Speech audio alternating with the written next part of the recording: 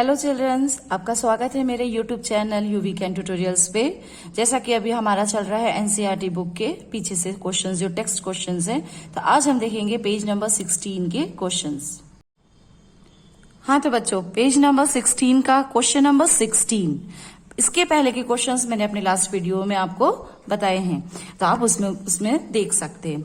तो question number 16 है आपका, explain the following in terms of gain और loss of oxygen with 2 examples each.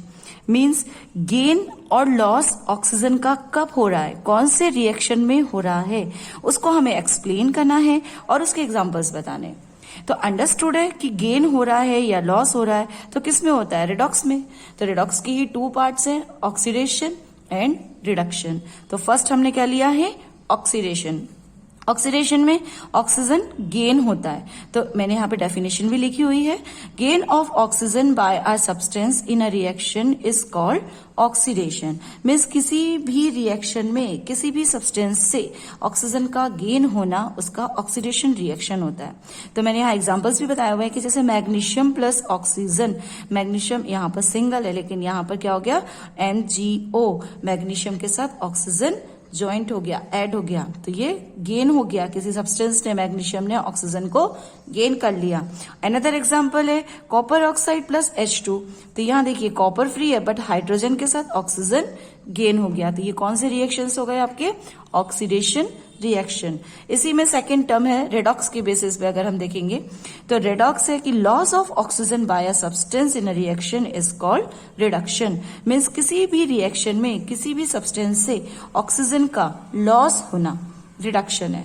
तो यहाँ पे मैंने एग्जांपल लिया हुआ है कि ZnO, zinc oxide plus carbon, give rise to zinc plus carbon oxygen, means carbon monoxide. तो देखिए यहां पर ZnO था तो जिंक से ऑक्सीजन लूज हो गया, तो यहां पर क्या हो जाएगा आपका रिडक्शन रिएक्शन। ऐसी ही है आपका Fe2O3 फेरस ऑक्साइड और प्लस एल्यूमिनियम, तो यहां क्या बन गया, एल्यूमिना, Al2O3 प्लस Fe।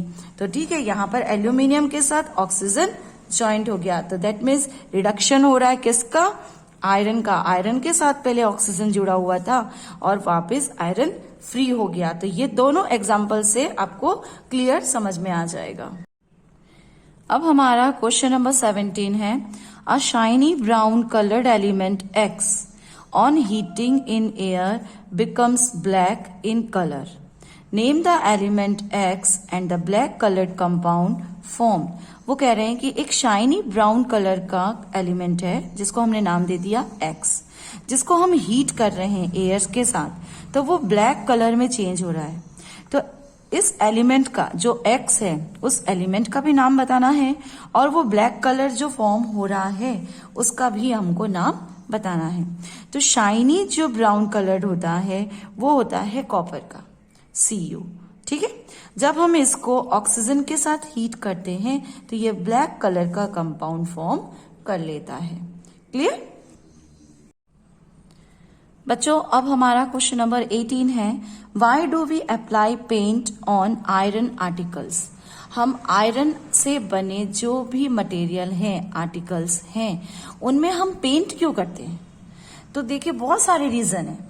एक तो उसको रस्टिंग से बचाने के लिए, रस्टिंग यानी आयरन मटेरियल्स के ऊपर रस्ट यानी कि जंग लग जाती है ना, वो पाउडर फॉर्म में हो जाता है, रेड कलर का पाउडर फॉर्म करने लग जाता है। तो उससे हमको प्रिवेंट करने के लिए हमें क्या करना पड़ता है, पेंट करना पड़ता है।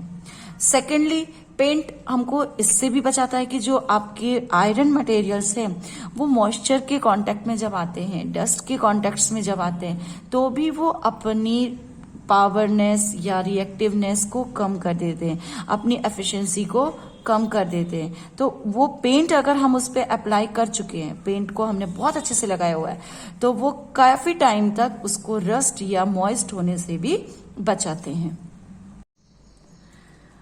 बच्चों, अब हमारा क्वेश्चन नंबर 19 है, oil and fat containing food items are flushed with nitrogen N2। मैंने उसका सिंबल लिखा हुआ है नाइट्रोजन Y। तो वो कह रहे हैं कि जो भी हम ऑयल या फैट जिस फूड में होता है, तो मोस्टली सारे फूड्स में ऑयल एंड फैट मिलता है, है ना। और मेनली किस में होता है, जो पैकेजिंग फूड होते हैं उसमें तो ऑयल एंड फैट करा ही जाता है ज्यादा, ताकि वो बहुत समय तक चल जाएं, खराब ना हो। तो वो कह रहे हैं कि ऑयल एंड फैट कंटेनिंग जो फूड आइटम्स हैं उनमें नाइट्रोजन क्यों भरी जाती है, क्यों भरते हैं हम नाइट्रोजन, उसका क्या रीजन है। तो क्या होता है कि ऑयल एंड फैट जिस भी फूड में प्रेजेंट है तो ये बहुत ही इजीली फटाफट ऑक्सीजन के साथ रिएक्ट करके ऑक्सीडाइज्ड हो जाते हैं, ऑक्सीडाइज्ड हो जाते हैं। तो उससे बहुत अजीब सी स्मेल आने लगती है उस फूड में से। आपने अपने घरों में भी देखा होगा, है ना, कई बार फूड जो ओपनली बाहर रह गया है तो उसमें से आप नेक्स्ट टाइम उसको देखेंगे या ईट करना चाहेंगे तो वो ईटिंग के लायक नहीं है, वो एक अलग सी अनप्लीजेंट स्मेल शो करता है।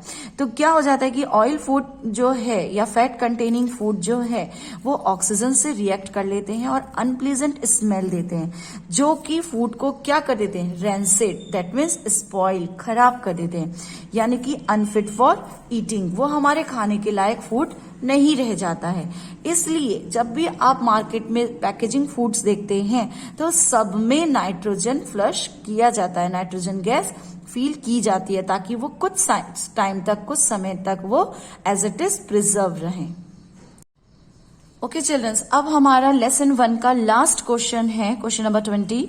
Explain the term corrosion and rancidity.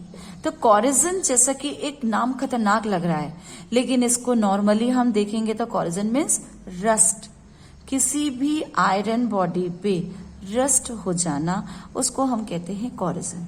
ठीक है ना, लग गया ना आसान। तो कॉरिजन खतरनाक है क्योंकि साइंस पढ़ रहे हैं तो इसलिए थोड़ा तो उसको डेंजरस बताएंगे ही, लेकिन उसका इजी टर्म होता है रस्टिंग ऑफ मेटल या रस्टिंग ऑफ आयरन। तो आयरन में कैसे रस्ट होता है, आयरन में क्या होता है, आयरन में ऑक्सीजन के कांटेक्ट में रेगुलर रहता है, आयरन रेगुलर कांटेक्ट में है, ओपन स्पेस में है। भाई देखिए आप, आपके घरों में गेट्स हैं, रेलिंग्स हैं, है ना, रेलवे ट्रैक्स हैं, सब आयरन की बनी होती है। तो ये रेगुलर कांटेक्ट में किसके किसके आ रहे हैं, ऑक्सीजन के और वाटर के। ऑक्सीजन एंड वाटर, ये मैंने बैलेंस किया हुआ है इंजेक्ट आपका इक्वेशन। तो वाटर आपका XH2O इसलिए मैंने मेंशन किया है कि इसके मॉलिक्यूल्स फिक्स नहीं होते। भाई कभी पानी गिर रहा है, कभी नहीं गिर रहा है, कभी मॉइस्चर है एटमॉस्फेयर में, तो वाटर तो मिल रहा है ना उसको। तो क्या हो जाता है, तो आयरन ऑक्सीजन और वाटर के कांटेक्ट में जब आता है तो वो क्या बना लेता है, रस्ट फॉर्म कर लेता है। ये जो नीचे मैंने फॉर्मूला लिखा है Fe2O3.XH2O, डॉट मीन्स मल्टीप्लाई, इसमें वाटर के मॉलिक्यूल्स इतने मल्टीप्लाइड हुए हैं। तो ये फॉर्मूला किसका हो गया, आपका रस्ट का। क्लियर, कॉरिजन क्लियर हुआ। देन नेक्स्ट है हमारा रेंसिडिटी। रेंसिडिटी जैसा कि मैंने अभी लास्ट क्वेश्चन में भी बताया, स्पॉइलिंग ऑफ फूड, फूड का स्पॉइलिंग हो जाना, खराब हो जाना, रेंसिड हो जाना। ठीक है, इसको हम रेंसिड वर्ड भी यूज कर सकते हैं। तो रेंसिड मीन्स खराब होना, सड़ना, गलना। तो ये क्यों हो जाता है, ऐसे रखे रखे नहीं होता, खाना बना के रखा तो खराब हो गया, नहीं।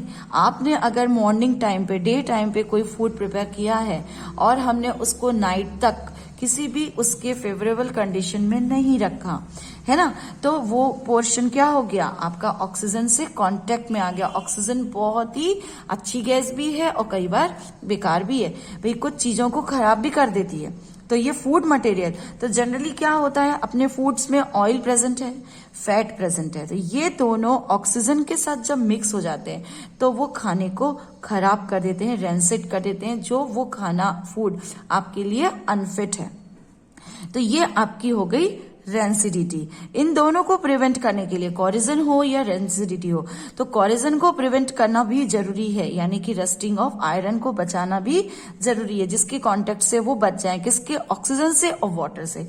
तो हम कैसे प्रिवेंट कर सकते हैं, उसको ऑयलिंग कर सकते हैं, ग्रीस लगा सकते हैं, पेंट कर सकते हैं, नहीं तो रेड ऑक्साइड की एक लेयर भी लगा सकते हैं। ठीक है ना। और रेंसिडिटी से बचाने के लिए हम क्या कर सकते हैं, उसमें हम उसको रेफ्रिजरेटर यानी फ्रिज में उठाकर रख सकते हैं खाना। देन उसमें नाइट्रोजन मिक्स कर सकते हैं, तो नाइट्रोजन हमारे पास घर में तो है नहीं, तो जैसा कि मैंने अपने पुराने वीडियोस में पहले भी आपको बताया कि फ्रिज के अंदर हम नाइट्रोजन गैस ही भरी होती है हमारे फ्रिजों में, तो इसलिए इसको फ्रिज में रख दिया जाता है। या पैकेजिंग फूड जो मार्केट में मिलते हैं, इसलिए उनके अंदर नाइट्रोजन फ्लश की हुई होती है ताकि वो फूड स्पॉइल ना हो, और एंटीऑक्सीडेंट सब्सटेंसेस भी मिक्स किए जाते हैं जिससे फूड ऑक्सीडाइज ना हो। तो बच्चों मेरा ये पूरा फर्स्ट चैप्टर आपके साथ आज कंप्लीट हो गया है। तो मुझे उम्मीद है कि आपको मेरे वीडियो बहुत पसंद आ रहे होंगे, तो आप मेरे चैनल को सब्सक्राइब करिएगा। Thank you.